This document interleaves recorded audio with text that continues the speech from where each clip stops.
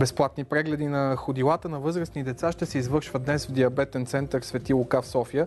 В България около 280 хиляди души страдат от захарен диабет, а според клиничните наблюдения има 10% риск това да доведе до увреждане на стъпалото.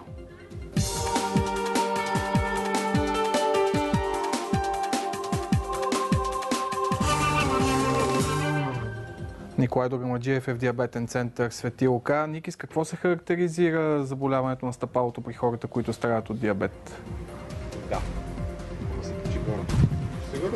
Този въпрос е наистина много важен. Ще разбера отговора от Ели Иванова, която е ортопед-травматолог, и Владимир Станков, който е кинезитерапевт. Добро утро с БНТ2. Добро утро. Вие в момента държите някои от обувките, които имат специална стелка за диабетно стъпало, така ли? Да.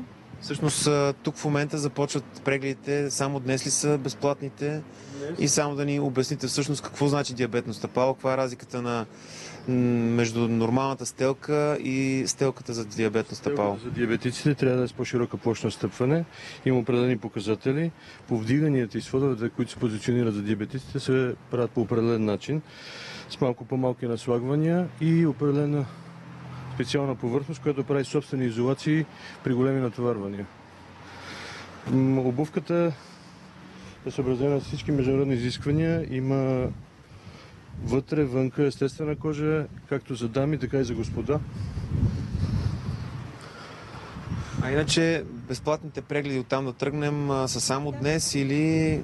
Не, по принцип ние правим периодично безплатни прегледи, защото хората имат нужда от това, а за съжаление така не са застъпени профилактичните прегледи, особено за диабетици и за деца, и ние решихме, че трябва да направим нещо, за да може да им помогнем. Иначе как се диагностицира това нещо? Дали всъщност някой може с нормално, както се казва, без професионално преглеждане, да разбере, че има такъв проблем и да отида все пак на преглед? Ортопедичните прегледи, по принцип, те са задължителни, особено при деца, и се правят един път годишно. Това е стандарт, който при нас не е чак така добре застъпен. Иначе нормално оплакванията, бързата умора, болките в ходилата, болките в подбедриците, в кръста, всяко едно нещо може да ви наведе на мисълта, че трябва да се прегледате.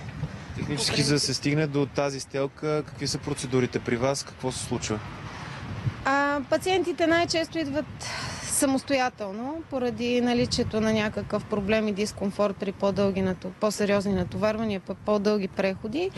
И тогава ние замерваме, имаме тензометрична плочка, 3D скенер, специална фреза, която след като се измерят натоварванията, се преценява какво трябва да се направи, каква стелка да се изработи, за да може да се изолират зоните на натоварване, да се премести натоварването на място, което да няма болка, да има комфорт при прехождане и се издълбава всъщност индивидуалната стелка. Това е най-важното, че тя е специално за всеки човек. Иначе във времето тази стелка, условно казвам, като се направи, тялото изменя ли се? Дали трябва, примерно, през следващата година да се направи на ново преглед и да се промени стелката, може би? Месеца до година да се прави контролен преглед, за да се види в какво състояние, дали има прогрес или нещата са задържани на същото ниво. Стелките издържат около година, година и половина нон-стоп носене, дори от хора с голямо тегло. Стелките са с антибактериална повърхност, могат да се мият след измиването, 5 минути след измиването са абсолютно сухи и могат да се ползват наново.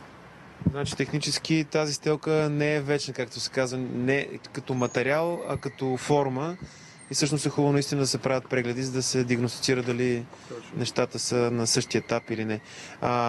Технически добре, безплатен е прегледа. От тук нататък обаче по здравна каса ли се минава или се плаща съответно някаква сума? Така, държавата е дала възможност на всички диабетици, това е по тяхно право, всички диагностицирани диабетици да се възползват и да ползват услугите на фирми като нашата.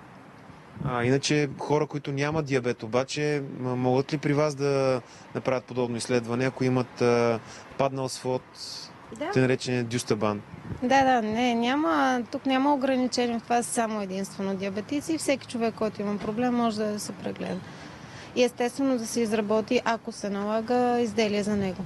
Колко е важно всъщност да са ни удобни обувките и да ходим по начин, по който да не се чувстваме изморени. По-скоро не лекува, разпределя пасивно тежестта по по-правилен начин. Човек се чувства по-добре, по-издържлив е, може да седи по-дълго време прав, да ходи повече и кръка му не се уморява. Което е много важно всъщност. Всички национали си правят при нас телки. Национални отбори имате предвид. Точно така. Дори и тези, които сега дойдоха от Баку, нашите волейболисти. Да. Добре, разбрахте, че наистина е безкрайно важно да се чувстваме комфортно, както знаете, за да нямаме умора в краката. Така че ето една възможност, която наистина да диагностицирате някакъв проблем и да подпомогнете краката да се чувстват по-удобно. Това от нас.